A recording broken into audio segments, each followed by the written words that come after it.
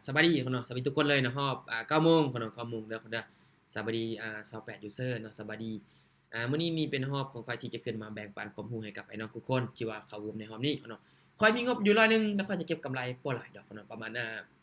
จัก5%ของกองทุนหรือว่า10%ของกองทุนอันนี้จะบ่ตายโตดอกแต่ว่าจะเบิ่งตลาดงามจะเก็บหลายตลาดบ่งามจะเก็บน้อยเนาะซึ่งอินดิเคเตอร์ที่จะเอามาวิเคราะห์จะเป็นอินดิเคเตอร์ของ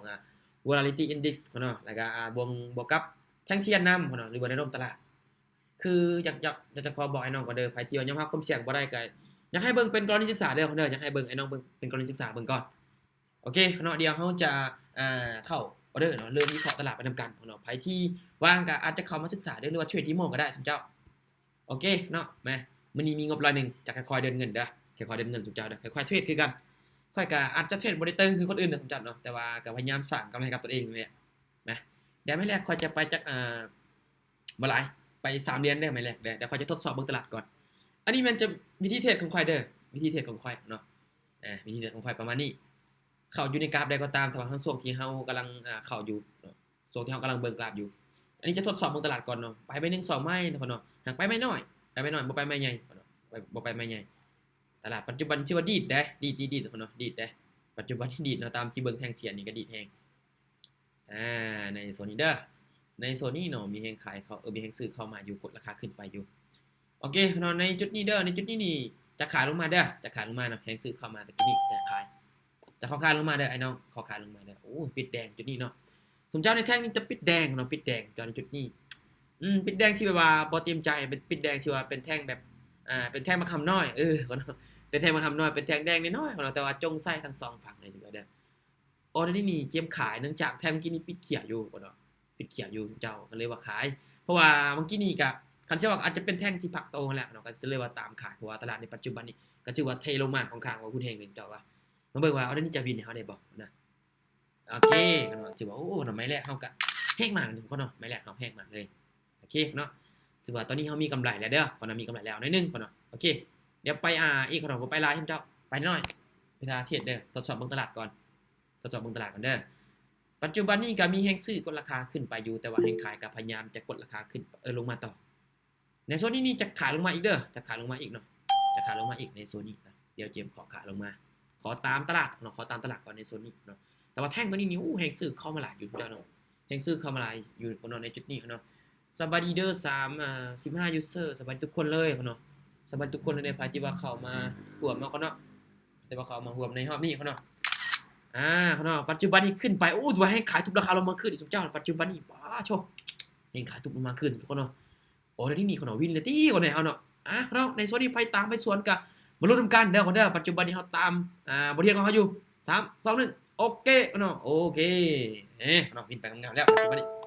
นี่มาที่2เฮาคนเนาะมาเนาะแต่ข้อเทศก็ค่อยจับจังหวะตลาดบ่ต้องออกถูกไม้ออกออเดอร์ที่เฮาวิเคราะห์ได้ออกออเดอร์ที่เฮามั่นใจแต่บ่ต้องออกมาใหญ่เกินไปเด้อคนเด้อเนาะปัจจุบันนี้ก็ยังปรับตัวลงมาอีกสุดเจ้าปัจจุบันนี้แฮงขายทุบราคาของข้างโอนเองเลยมาปรับเงินอีกเด้อปรับเงินอย่าลืมปรับเงินเด้อไอ้น้องเด้ออย่าลืมปรับเงินได้สุดเจ้าได้โอเคในจุดนี้ขายลงมาอีกสุดเจ้าขายลงอีกเด้อเพราะว่าแฮงขายในแท่งนี้ค่อนข้างว่ามาหลายอยู่ได้แต่จริงเพราะว่าตามที่เฮาเบิ่งเนาะ2แท่งที่ผ่านมาเนาะอยู่นี่มันขึ้นไปอยู่แต่ว่าทุบราคาลงมาเป็นแดงในจุดนี้คือการเนาะขึ้นไปแล้วทุบราคาลงมาเป็นแดงแน่นอนเนาะคนจะถาขานี่เข้ามาหลายแล้วนะในจุดนี้เด้อมาเบิ่งนำกันว่ามันจะลงมาหาราคา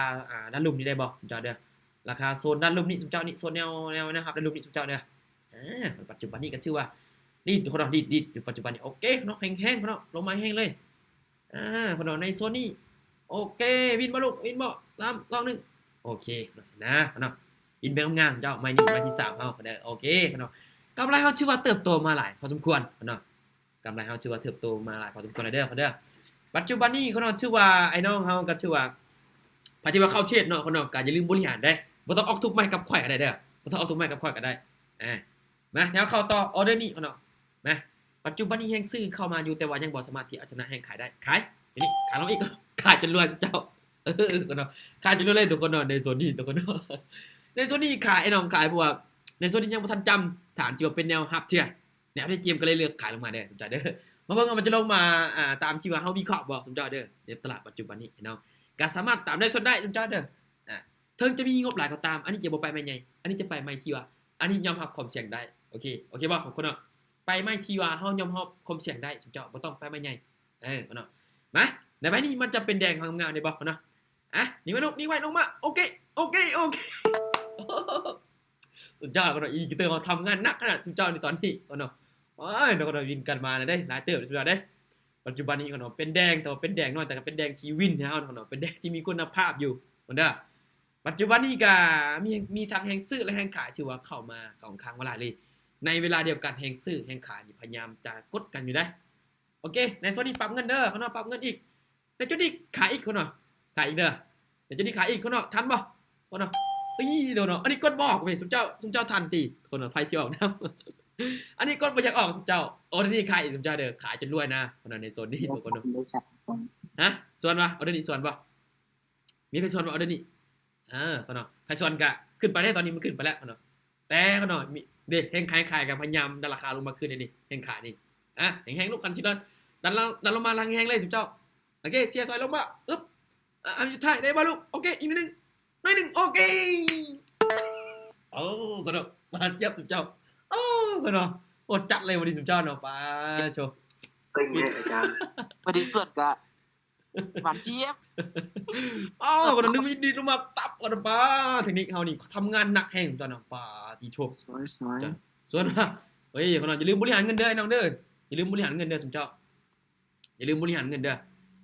ในจุดนี้ขายอีกน้องขายอีกในจุดนี้ขายอีกคนเนาะขายอีกสมเจ้าจุดนี้ขายอีกสมเจ้าขายจนรวยคนเนาะนี่ในจุดนี้ขายจนรวยสมเจ้าเนาะป้าโชว์เนาะมันเป็นแดงอยู่เด้แต่มันเป็นแดงน้อยแต่ว่าเป็นแดงที่วินนี่เฮาได้อยู่คนเนาะคนเนาะทางนี้นี่ถือว่าแฮงขายนี่กดราคาลงมาหลายได้คนเนาะทางที่ว่าออกเมื่อกี้นี่ส่วนกดราคาค่อนข้างบ่หุ้นแฮงเลยสมเจ้าเนาะมาคนเนาะในโซนนี้คนเนาะมาเบิ่งว่ามันจะลงเฮางามๆได้บ่เนาะปัจจุบันนี้เนาะอีก5วิสุดท้ายเนาะน่าจะลงมาได้เห็นบ่เนาะลงมาแล้วปัจจุบันนี้เนาะนับสกอร์ทุกคน4 3 2 1โอเคได้บ่ลูกโอเคทุกคนทุกคนเนาะสบายดี40ยูเซอร์เด้อสบายดีทุกคนเลยเนาะสบายนางเบิดทุกคนเนาะพาจิเข้ามารวมในรอบนี้ทุกคนเนาะป้าโธโหดจัดไอ้น้องโหดจัดมื้อนี้ทุกเจ้าคนเนาะลงมาแดงงามๆคนเนาะงามขนาดไหนไอ้น้องเอ้ยว้าโชโหดจัดน้องเดี๋ยวเข้าต่อได้น้องเด้อพาที่มีกำไรก็พักก่อนเด้อคนเด้อบ่ฟ้าไปตามก็ได้แนวนี้ขายลงมาอีกน้องขายลงมาอีกนะตัวนี้น่ะขายอีกคนเนาะขายลงมาอีกทุกเจ้าขายจนรวยสุเจ้าเคยได้ยินบ่ขายจนรวยนะเอาเดี๋ยวนี้น่ะคนตามขายอีกสุเจ้าตามขายอีกมาเบิ่งว่าทางนี้มันจะลงมาปิดโซนด้านลุ่มนี้ได้บ่กันเนาะโซนด้านลุ่มนี้มาเบิ่งว่ามันจะลงมาหาเฮาเฮานี้ได้บ่กันเนาะเพราะเฮาตามขายแต่จุดนี้คนเนาะลงมาคนเนาะจุดนี้ตะก่อนเด้อเด้คนเนาะเห็นขายทุกพยายามแต่ราคาลงมาขึ้นโอ้ปิดแดงคนเนาะเอาเดี๋ยวนี้เนาะคนเนาะเสียสกันแม่คนเนาะคนเนาะเห็นเด้อลงมาดิสุเจ้าอันนี้อินดิเคเตอร์เฮาทำงานหนักเลยสุเจ้าแฮงๆลูกแฮงๆอึ๊บโอเคคนเนาะเจ้าเนาะตามขายอยู่ด้วยเลยสุเจ้าคนเนาะจักไม่ติดเดี๋ยววินกันสุเจ้าเนาะคู่คนเนาะโชโหดจัดสุเจ้าเนาะโชมันจะได้ก็ทุกคนเนาะกับยังจันกับดัสคอยเด้อกับดัสคอยเด้อน้องเด้อกับดัสคอยเด้อกับดัสคอยเด้อกับดัสคอยสุเจ้ากับดัสคอยน้องเอาเดี๋ยวนี้บ่ได้ออกเด้น้องเอาเดี๋ยวนี้บ่ได้ออกซ้ำสุเจ้าน่ะเอานี้บ่ได้ออกซ้ำเอาเดี๋ยวนี้มีแพ็คขายต่อบ่มีแพ็คขายต่อบ่ในโซนนี้เนาะมีแพ็คขายต่อบ่มีป่ะเด้อมาเดี๋ยวเสียซวยตอนนี้มันขึ้นไปแล้วยาวเติบตอนนี้ขึ้นไปยาวแล้วสวัสดีทุกคนเลยสวัสดี40ยูเซอร์ทุกคนเลยเนาะพาจิเข้ามารวมในรอบนี้เนาะวินจักไม้แล้ววินจักไม้แล้วสุเจ้านับบ่ได้นี่อัน 4-5 ไม้บอกเขาเนาะกูว่าแล้วเนาะ5-6 ไม้ติดกันแล้วตินี่แม่นเนาะเนาะเราวินกันมาหลายไม้เติบเลยสุดยอดเลยเราวินกันมาหลายไม้เติบเลยนี่คนปัจจุบันนี้ไอ้น้องแม่น6ไม้บ่อาจารย์แม่นเนาะ6 ไม้เด้นี่หลายไม้เติบเนาะมาในทางนี้เด้อในทางนี้เนาะเดี๋ยวทางนี้เฮาจะเข้าเอาเด้อนี่เนาะปรับเงินได้น้องอย่าลืมปรับเงินเด้อบ่ต้องไปไม้ใหญ่สุเจ้าไปไม้น้อยๆเนาะแต่ว่าไม้ที่มีคุณภาพเนาะปัจจุบันนี้เนาะแฮงซื้อเข้ามาอยู่ในจุดนี้ในจุดนี้ขายอีกเด้อขายอีกทันบ่เจ้าขอขายลงมาเด้อในโซนนี้ขอขายลงมาเจ้าขอขายลงมาในโซนนี้เนาะในโซนนี้เป็นยังจึงว่าขายเจ้าในโซนนี้เด้ออันนี้ตามอินดิเคเตอร์เนี่ยคนอันนี้ตามอินดิเคเตอร์คนเพราะอินดิเคเตอร์ก็ยังคอนเฟิร์มอยู่ในจุดนี้เนาะมาเบิ่งมันจะลงให้เฮางามๆนี่ได้บ่เจ้าในปัจจุบันนี้ก็ถือว่าคนปรับตัวขึ้นแฮงแล้วเจ้าตอนนี้แฮงขายกัน ทุบแล้วก็อีกบ่ยอมอีกจอนเนาะลูกไอ้จุดนี้วินเฮาได้งามๆนี่ลูกลูกมาทุบแล้วลูกเสียสกันทุกคนยิงไว้เลยลูก4 3 2 1คู่ดีขึ้นตายสันคนเนาะไม้นี่กำลังพลาดไม้แรกคนเนาะคันว่าเฮาวินกันหลายไม้เติบได้น้องต้องฮู้เด้น้องเด้อต้องฮู้จุดที่ว่าเฮาจงตั้งสตาร์ทล็อกให้กับตัวเองเด้น้องเด้อเฮาต้องฮู้จุดที่ว่าตั้งสตาร์ทล็อกให้กับตัวเองเด้ออย่าออกมาใหญ่ได้ถ้าว่าได้กำไรแล้วก็จะพาออกไปหลายเจ้าเนาะมีกำไรแล้วเขาก็ควรหยุดคนเนาะจะไปหลายได้คนเนาะคือในปัจจุบันนี้อันนี้ก็เติบโตพอร์ตของไฟเติบโตมาหลายเลยตอนนี้นี่พอร์ตของไฟเติบโตชื่อว่าของข้างวุ่นแห้งจอนี่พอร์ตนี่โอ้คนเนาะเติบโตมาจากงบที่ว่า100เนาะ100กับ9เหรียญบอก100กับ9เหรียญแต่ว่าอันนี้มีกำไรมาแล้วคนเนาะเติบโตมาหลายเติบคนเนาะประมาณ 30% นั่นนี่คนเนาะประมาณที่โอ้คนเนาะอันนี้มาเนาะเบิ่งเฮาออกจากไม้คนเนาะออกจากไม้ไว้สมเจ้าปัจจุบันนี้เนาะออกจากไม้เดี๋ยวเฮาเบิ่งก่อนเด้อเฮาเบิ่งกันคนเนาะเฮาเบิ่งก่อนเนาะเฮาเบิ่งกันในปัจจุบันนี้คนเนาะอ๋อนี่คนเนาะเฮาเริ่มออกนี่1 2 3 4 5 6 7ไม่ติดไอ้น้องเอ้ยป้าจิโซ7ไม่ติดตัวคนเนาะคู่คนเนาะป้าโจ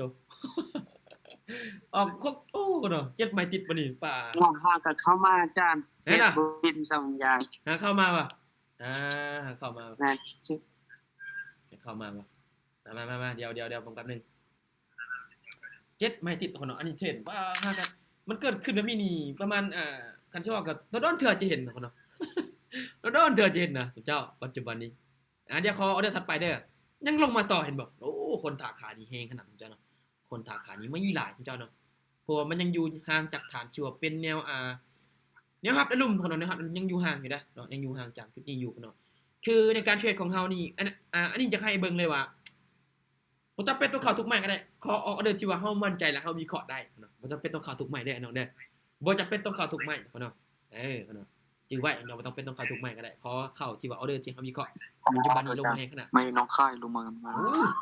สมเสยตึงสมเสยหลายกำไรหลายตีนี่ไปโชว์โหดจัดไอ้น้องคนเนาะแต่น้องส่วนอาจารย์ต้องไหมนะอาจารย์หาไปส่วน2ไม้ว่ะส่วน2ไม้เลยแม่นส่วนตัวมันลงมาแดกกันปิดแจงกัน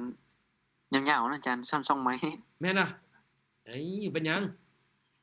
ส่วน2ไม้ก็เป็นหยังเพราะว่าช่วงที่ว่าเฮาบ่มั่นใจเฮาก็บ่ต้องออกนำก็ได้เด้อบ่ต้องออกนำก็ได้เจ้าเฮาวินกันก็ถือว่าหลายไม้เติบเนาะ7ไม้ติดไอ้น้องคุยเนาะคันขายจนรวยนั่นแหละเฮาว่าเมื่อกี้นี่เจ้าขายจนรวยเลยทุกคนโจมันดิ1 วิเนาะพุ่นเนาะมาเดี๋ยวเข้าต่อเดี๋ยวถัดไปเด้อเดี๋ยวเข้าเดี๋ยวถัดไปเด้อออเดอร์มันใจอีกอาจารย์ออเดอร์มันใจเอานี่มันก็บ่หลายไม้ติออเดอร์มันใจเฮาพุ่นเนาะออเดอร์มันใจเฮามันก็บ่หลายไม้นะเจ้าเอ้ยนะเดี๋ยวนี้ค่อยจะไปจักบ่ไปหลายเพราะว่าเฮามีกำไรแล้วเอากำไรมาต่อกำไรเด้อนะเดี๋ยวนี้จะไปจัก7เหรียญแล้วกันเด้อแม่นี่จะไป7เหรียญขอบ่ไปหลายเจ้าบ่ไปหลายเด้อปัจจุบันนี้ก็ลงมาตามฐานชื่อว่าเป็นแนวหับดันลงไปได้พี่น้องเอ้ยพิจารณาช่วยกันนะเจ้าได้ในจุดนี้เด้อตามที่เบิ่งเด้อตามที่เบิ่งชื่อว่าในแท่งที่เมื่อกี้นี้เป็นแท่งเขียวชื่อว่าค่อนข้างว่ามีแฮงซื้อเข้ามาหลายเลยในตอนนี้เด้อโอเคในส่วนนี้เบิ่งแท่งนี้โอเคในจุดนี้เด้อจะเข้าซื้อเด้อในจุดนี้ขอเข้าซื้อเด้อนะแต่ว่าลงมาเด้แท่งนี้ลงมาเนาะแล้วในส่วนนี้เฮาเข้าซื้อคนน้องเข้าซื้อมาเบิ่งว่ามันจะขึ้นไปเป็น3เขียวได้บอกเนาะหรือมันจะขึ้นทีมอาจจะปรับตัวแล้วพอมันลงมาค่อนข้างว่าต่ำแล้วเนาะนี่ในจุดนี้เนาะในจุดนี้ค่อนข้างว่าต่ำแล้วเนาะค่อนข้างว่าต่ำมาได้นี่ลงมาต่ำแล้วเนาะมาในส่วนนี้เฮาขออนุญาตตามซื้อขึ้นไปเด้อขออนุญาตเซาเลยก็เนี่ยจัดตามเป้าดีแล้วมันว่าได้ตามเป้ากับพักก่อนเนาะพักก่อนเนาะโอ้รับตามว่าโอเคเนาะมาตาม4 3 2 1วิ่งได้ลูกวิ่งได้นิ่งก่อนโอเคเนาะโอ้ยคู่เนาะกับเซกองสุดยอดว้ายกันติดว่ะทันสำโอ้เสียดายบ่ทันว่ะบ่โชว์บ่ทันฮะความเคยมาเก็บตกเจ็บเนาะว่ะคนเนาะมันกำไรหลายดิสุดยอดดิวิ่งน่ะจัดไม่ติดคนบอกพี่เหรอคนเนาะมาแม่ตามไปแล้วห้องกับติ๊กนะคนเฮาจะได้ไอ้น้องมีกำไรเลยติตัวนี้ปัจจุบันนี้ไอ้น้องมีกำไรเลยบ่แม่มันก็เบิ่งคนห้องนี่แน่ไปเลยบ่ได้น้อยกินมาให้เด้อน้องกินมาให้เจมเด้อคนเด้อกินมาให้เจมให้สุดเจ้ากินมาให้เนี่ยครับกินมาให้หน่อยครับโอเคครับคนเนาะฮัลโหลคนได้ยินเสียงใครบ่สุดเจ้า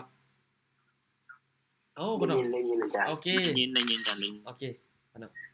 ไอ้น้องจะได้อันแต่ละคนเด้ตามเป้าแล้วบ่แต่ละคนเทรดนะแต่ละคนเทรดตามเป้าแล้วตีจานไปอีก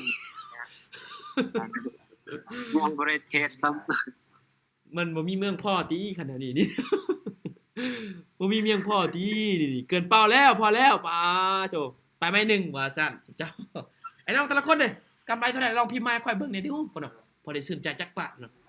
สบายดี40ไปซื้อทุกคนเนาะ พอยาวอันนึงนึง ฮะ ขออีกก่อนตัวนึงอาจารย์ขออีกก่อนตัวนึง ตามเป้าแล้วบ่นี่ผู้นี้ เพราะ ว่า ว่า ตามเป้าแล้วเนาะ เพราะว่า เออ ยังไม่ได้เก็บเพียเพราะว่าฮันเหลียฮันเสียงยังไม่ได้เก็บ โอ้บวก89บุญเกิด อู้ แต่อยาก ตึง บอก แท้ นำ บุญเกิดสมช่วยทุกคนป้อบวก89พุ่นน่ะโหดจัดไอ้น้องโหดจัดเลยผมเจ้าเนาะโช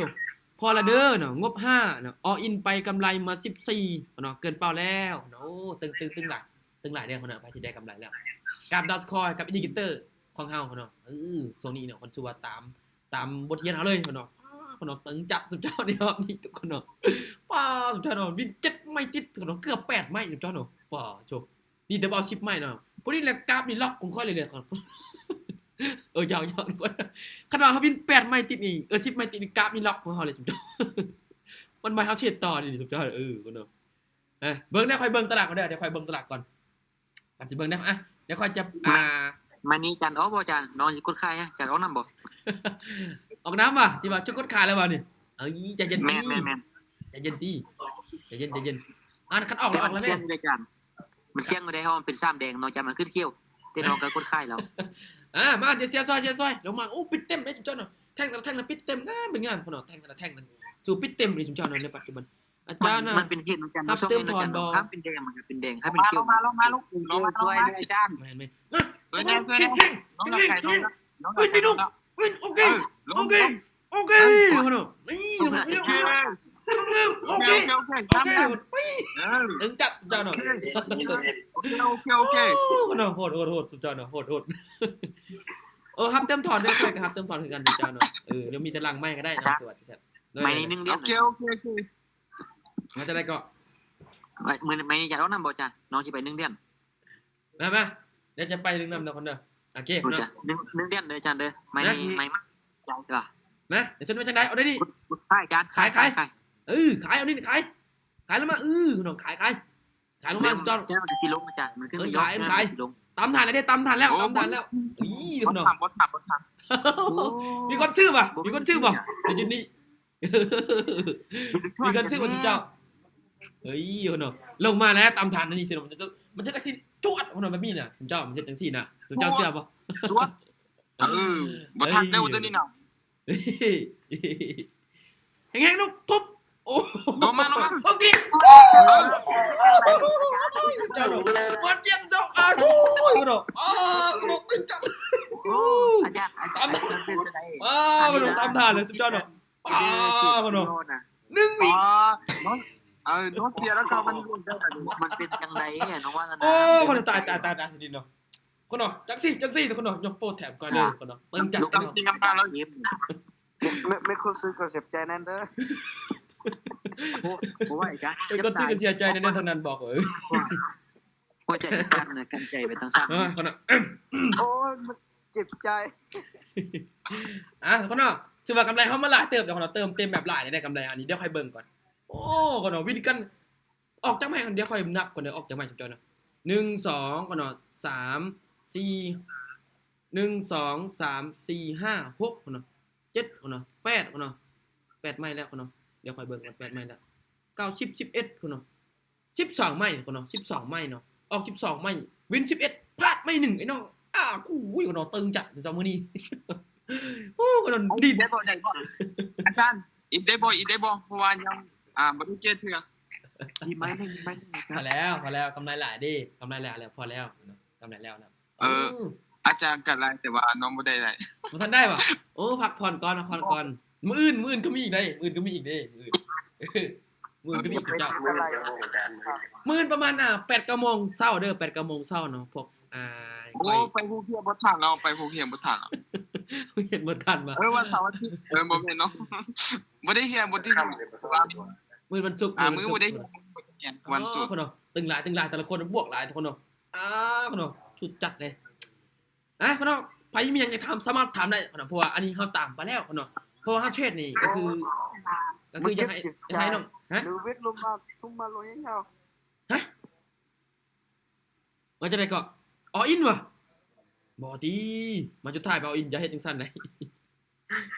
ทุกคนเนาะที่ว่าอันนี้ก็เก็บกำไรมากเกินเป้าหลายแฮงทุกคนเนาะเปิดกล่องบ่ได้เปิดเพราะว่าเฮาน่าจะไปบ่ได้ติบ่ได้เปิดติเพราะว่าเฮาไปไม่น้อยเด้ถ้าไป10เดือนขึ้นไปน่าจะเปิดได้อยู่ถ้าไป10เดือนขึ้นไปเดี๋ยวค่อยรีเฟกเบิ่งเด้อน่าจะเปิดบ่ได้ทุกคนเนาะน่าจะเปิดบ่ได้ติเพราะว่าถ้าออกไม่10เหรียญขึ้นไปนี่น่าจะเปิดได้อยู่แต่ว่าเฮาบ่ได้ออกเนาะเฮาบ่ได้ออกน่าจะบ่ได้เปิดกล่องเนาะน่าจะบ่ได้เปิดกล่องเนาะเพราะว่ามื้อนี้มีกำไรแล้วเนาะเฮางบก็งบบ่หลายเนาะเอามาพอสมควรพอประมาณงามอยู่เนาะ .coin เด้อเนาะงามอยู่ .coin เนาะปัจจุบันนี้เนาะโอเคเนาะในรอบนี้ก็ถือว่าประมาณนี้ได้ที่ว่าจะแบ่งปันข้อมูลให้เนาะก็ถือว่าเฮาก็พากันวินมาหลายไม่เติบเนาะออก12ไม่พลาด1เจ้าโอ้เนาะมื้อนี้นี่ถือว่าเป็นหยังที่ว่าตลาดนี่เฮาเข้าได้ถึงมันจะสวิงนี่จงใส่แต่ก็ยังเฮ็ดให้เฮาวินได้เนาะโอ้ไอ้โชว์เนาะอินดิเคเตอร์มันค่อยทำงานหนักขนาดสุดเจ้าอยู่ลงสุดชีวิตอีสุดเจ้ามันก็สวยแท้สวยบ้าบุญเกิดเป็นหยังยกมือหยังถามแล้วเด้อบุญเกิดเด้อถามรถเนาะอยากถามหยังสามารถถามได้จุ๊เจ้ามีหยังแต่ละคนสามารถถามได้ไอ้น้องเด้อสามารถถามได้จุ๊เจ้าสามารถถามได้จุ๊เจ้า ๆชิ้นนี้ยาวจังชิ้นนี้ยาวจังคือตึงแท้ เทคนิคตัวนี้จะเป็นเทคนิคvolatility index ตัวนี้เด้อเพราะว่าอันนี้จะได้ปรับตามค่านำฮะ ชิ้นนี้มันตึงขนาดจ้ะ มันจะได้เกาะ มันชิ้นนี้มันตึงละมันเป็นชื่อมันเป็นยังไง อันนี้ชื่อดันเทิงในดันเทิงเนี่ยนี่พิมพ์ได้ตามนี้ก็ได้พิมพ์ตามนี้เลยก็ได้ลองไปใส่เบิ่งพุ่นเนาะสำหรับค่อยก็ประมาณนี้ได้ที่ว่าจะแบ่งปันให้หวังว่าแต่ละคนก็จะเข้าใจและจะได้กำไรไปพร้อมเด้อน้องเด้อกำไรแล้วอย่าลืมถอนออกได้ไอ้น้องเด้อกำไรอย่าลืมถอนออกเด้อเด้อเพราะว่าอันนี้ก็วิเคราะห์กันมาหลายเติบคนเนาะก็ถือว่าก็จะพักแล้วคนเนาะกำไรหลายเจ้ามื้อนี้เนาะแต่ละคนถ้าบ่มีหยังถามก็บ่มีถ้าบ่มีหยังถามก็ประมาณนี้เด้อคนเนาะขอบใจทุกคนหลายๆเด้อที่ว่าเข้ามาร่วมคนเนาะหรือว่าอยากถามหยังก็สามารถเปิดไมค์ได้เนาะเพราะว่าเวลาเฮายังเหลือ6นาที ยังเข้าใจอินดิเคเตอร์มันคืออหยังอาจารย์ อินดิเคเตอร์ตัวนี้มันจะเป็นเส้นvolatility index เด้อคนเนาะจะปรับตั้งค่าอยู่10กับ3หรือว่า8กับ3คนเนาะแล้วก็มันจะมีหลายๆนะเพราะอันนี้ได้เฮ็ดไว้มันจะมีตั้งค่าปรับมันคนเนาะตั้งค่าปรับคนเนาะแต่ละคนก็ลองเอาไปใส่เบิ่งคนเนาะลองพิมพ์ชื่อตอนนั้นแล้วแต่ละคนลองเอาไปใส่เบิ่งเด้อแต่ละคนลองเอาไปใส่เบิ่งสมเจ้าเนาะอาจารย์รับเติมบ่แม่นๆรับเติมเด้อรับเติมคือกันเนาะเติมเหมือนกันโอ้ตัวเนาะขึ้นง่ายให้บอกคนเนาะถ้าว่าเส้นสีแดงนี่มันอยู่กล้องแท่งเทียนนี่คนจะถาซื้อนี่ล่ะเส้นสีแดงนี่อยู่กล้องอยู่ด้านเทิงแท่งเทียนนี่คนจะถาขายเนาะแต่มันก็บ่วินรอยแบบเสมอไปเนาะมันก็มีได้มีเสียแต่ว่าเฮาต้องได้รอถาจังหวะแล้วต้องทำความเข้าใจกับมานำเนาะแต่ละคนก็ลองไปรับใช้เบิ่งเนาะเอาว่าแต่ละคนก็จะเข้าใจเนาะในมื้อนี้ที่ว่าได้แบ่งปันความรู้ไปนำเนาะคนเนาะไผที่ว่าบ่มีหยังถามแล้วก็ประมาณนี้หรือว่าอยากถามหยังในหลังไมค์ก็ได้เนาะเพราะว่าอันนี้ก็เป็นมีตติ้งที่ว่านำพาเทรดและเป็นมีตติ้งที่ว่าแซ่บเบียดให้เนาะเนาะที่ว่ามื้อนี้ก็กำไรมาหลายเติบเนาะบินกัน11ไม่พลาดไม่1เนาะตึงจัดจุ๊เจ้า ตอนค่ำมื้ออื่นบ่ซ่อนอีกบ่อาจารย์ ฮะ ตอนค่ำมื้ออื่นบ่ซ่อนอีกบ่อาจารย์ มื้ออื่นมีโมงนี้เป็นโมงประจำของค่อยเลยเด้อโมงนี้เป็นโมงประจำของค่อยเลยโมง9 21โมงครึ่งฮะ22โมงตรงโมงประจำเนาะโอเคเนาะส่วนโมงที่เหลือนั้นจะเป็นโมงที่ของค่อยช่องทางการติดตามบ่มีเด้อ TikTok ก็จะเป็นเจมส์จิเนาะ YouTube ก็เป็นเจมส์จิคือกันเนาะแต่ละคนพิมพ์ตรงคิดเด้อตรงคิดเดี๋ยวค่อยพิมพ์ให้ก็ได้เนาะเดี๋ยวค่อยพิมพ์ให้ก็ได้เพราะว่าอันนี้ก็เฮ็ดช่องอยู่แล้วเนาะเฮ็ดช่องอยู่แล้วปัจจุบันนี้เนาะเดี๋ยวพิมพ์ให้เด้อคนเด้อES เนาะปัจจุบันนี้เนาะโอเคเนาะแต่ละคนก็ไปติดตามได้เนาะซัพพอร์ตได้เนาะไปซัพพอร์ตได้เด้อคนเด้อ